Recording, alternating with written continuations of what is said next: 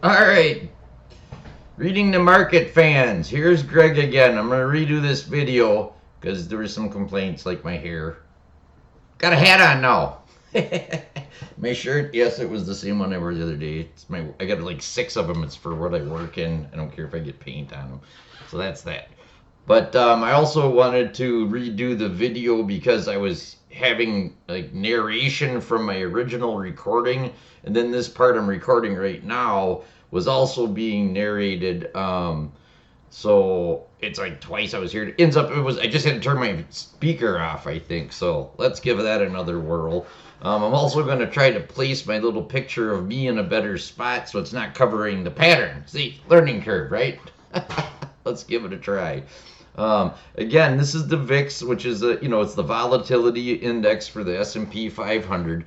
It's driven from options trading data, but very useful to us straight traders, swing traders, momentum chasers, all of that, because typically as the VIX drops, the this S&P 500 goes up because volatility is dropping, so therefore, it makes the market feel better, right? On the flip side, is volatility increases, we usually the market drops. Now, if you've been as a member of reading the markets for a while, we've also looked at some VIX crushes, squeezes, you name it. There's other ways that with put to calls or puts, people buying a lot of puts have to be hedged by the market makers. Um, Actually, we get an opposite day. So where we get a VIX crush, we'll just smash the crush from like in the 30s down into the, just even if it's 4% or 4 points or something, there's a potential spike in the markets. Anyway, so that's why the VIX is important. So let's get to it. I've been able to record or to back up the candles on this pattern. So if you noticed, today we're actually, what is today? The 12th. So right here, this is where we are in this pattern. But I wanted to show the first descending wedge, which is bullish and should usually cause a spike. That's why it's drawn this way. And another descending wedge that we're actually in since that spike. One other thing I'll point out is how quick this spike happens. So when we get here at the end, and it does what I'm thinking it's going to do, we might be looking at a pattern similar to this. They generally retrace back to the top. So what are we looking at here? Well, let's see. I don't know if it'll let me draw in here. Well, yeah, I think so. 81%, but really what matters to me is what is the VIX at that point, and we're looking at 34. So that'd be like, in my opinion, probably worst case scenario. My guess is we'll see it fade out and around here somewhere, which is still pretty high. Once you get back up into those 30s, those VIX crushes and whatnot happen. So anyway, that being said, I will also draw real quick just so people can kind of get a gist of how long these things take to play out. So if I were to guess, if we look at the beginning of this pattern to when it should break, you're looking at 70 days. 70 days. If you look at this one, from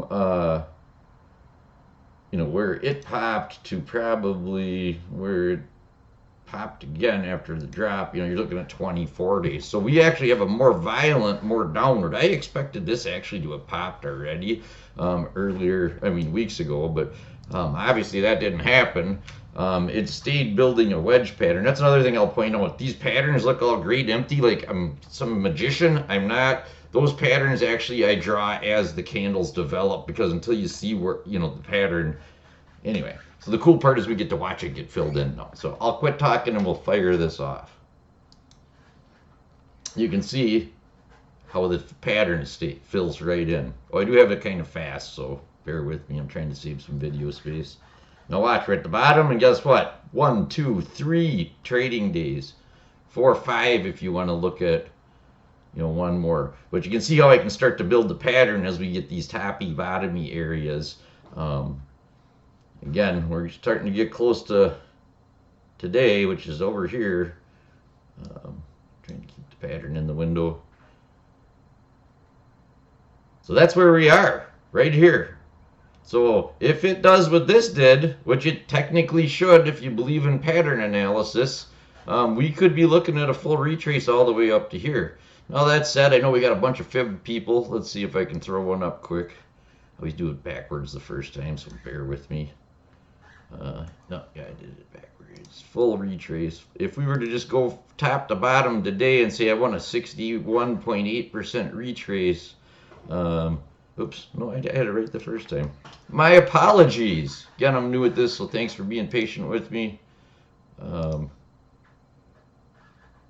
So if we were to retrace off the current spot in the VIX, 61.8%, which ironically is very close to one of my support lines, you know, we're looking at, you know, a VIX that's probably right around that 2930 number, right?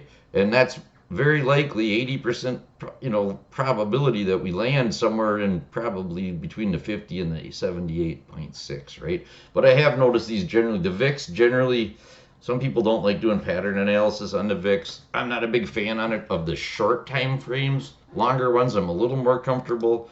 But I don't know that the rules are exactly the same as, okay, at 61.8, that's almost always where it happens. With the VIX, I tend to see them go higher. And it might just be a product of the market we're in.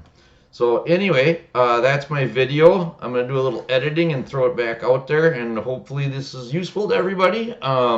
I'd like to do one about like the BIC and tick stuff and show you how to set up the alerts and some other things. And if you have other ideas, not that I might know them all, but maybe even some of the cool trading view like features that are in it, I can go over too.